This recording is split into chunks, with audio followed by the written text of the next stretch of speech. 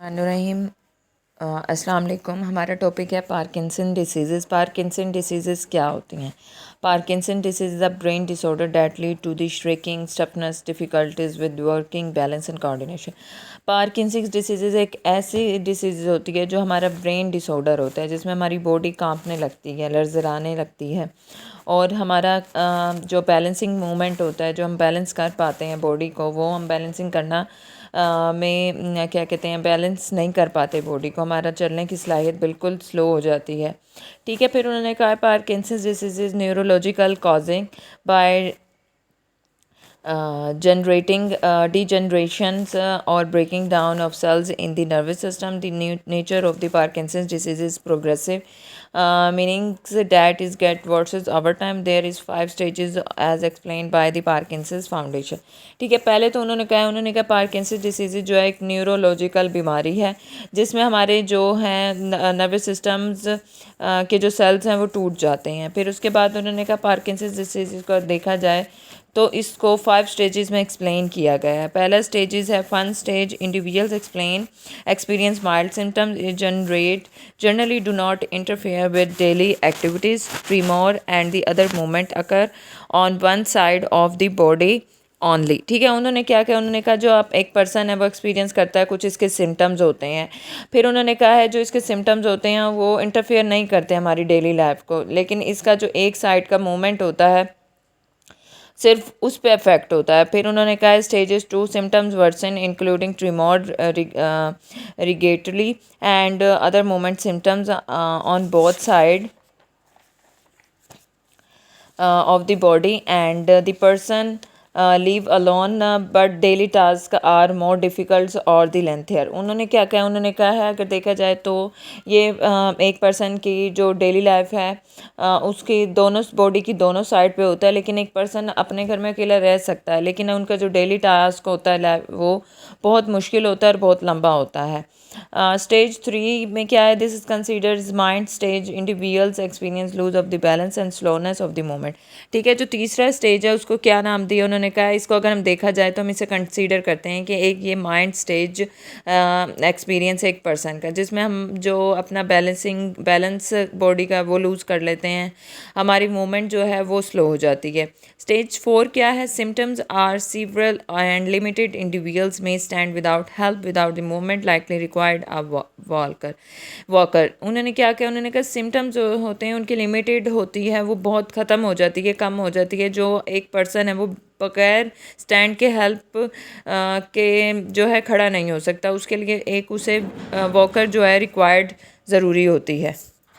इसके जो सिम्टम्स हैं इसमें उन्होंने कहा है कि एक इंडिविजुअल्स है वो बगैर स्टैंड के खड़ा तो हो सकता है, वो बगैर स्टैंड के बिल्कुल बगैर स्टैंड लिए खड़ा नहीं हो सकता, उसके बल्कि एक वॉकर की ज़रूरत होती है। फिर स्टेज 5 है stiffness is in the legs may make it impossible to stand और walk, the person required a wheelchair और इज़ बेड राइडन। यानी उन्होंने क्या कहा, उन्होंने कहा ये जो लास्ट स्टेज है इसमें टोटली जो पेशेंट होता है वो उसके लिए व्हील चेयर रिक्वायर्ड होती है। अब इसकी उन्होंने कॉजेज़ बताया, उन्होंने कहा Parkinson's disease occur when the nerve cells और neurons in an area of the brain that control movement become the impaired or are die। उन्होंने कहा है जो पार्किंसंस डिसीज़ हैं वो नर्व सेल्स और न्यूरॉन्स में कमी की वजह से होते हैं। इनका जो ये एक एरिया होता है वो ब्रेन के अंदर होता है जो कंट्रोल करता है हमारे इम्पीरियड को, और जो डाई हो जाता है उसे कंट्रोल करता है। इन्होंने एक ये भी बताया कि हमारे ब्रेन में एक लिक्विड होता है डोपामिन। डोपामिन एक ऐसा केमिकल होता है जो हमारे ब्रेन में अगर तो केमिकल बरकरार है तो हम अपने सोचने समझने की सलाहियत, हमारी जो बॉडी में स्टफनेस हो जाती है, श्रिकिंग स्टार्ट हो जाती हैं और इम्बैलेंसिंग मूवमेंट होती है उसे कंट्रोल करता है। अगर उसमें किसी वजह से ख़राबी हो जाए तो हमें पार्किंसंस डिसीज़ लाहक हो जाते हैं।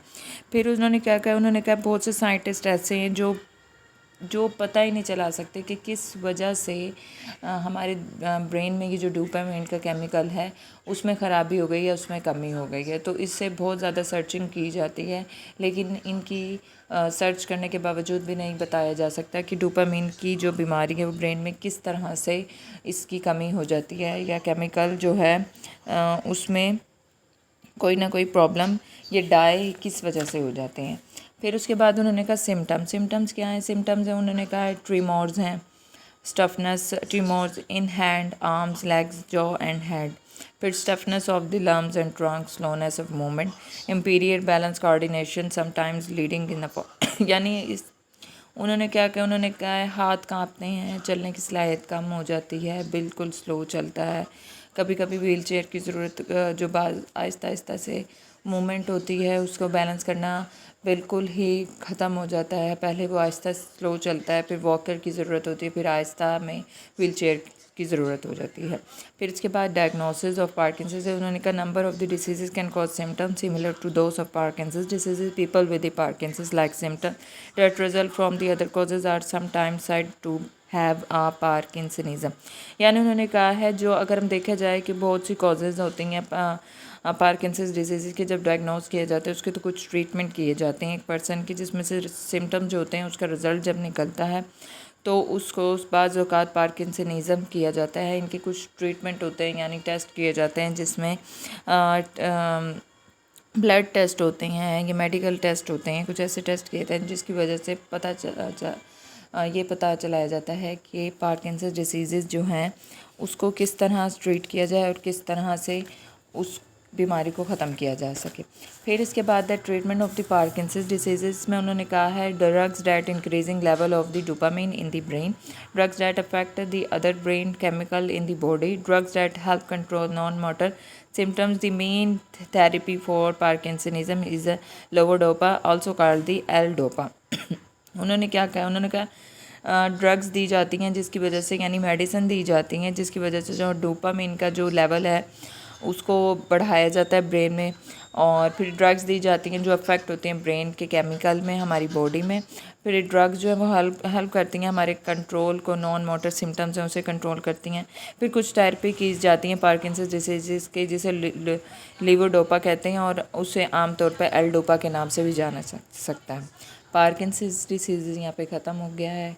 कल न्यू टॉपिक पढ़ेंगे इंशाल्लाह से। जज़ाकल्लाह।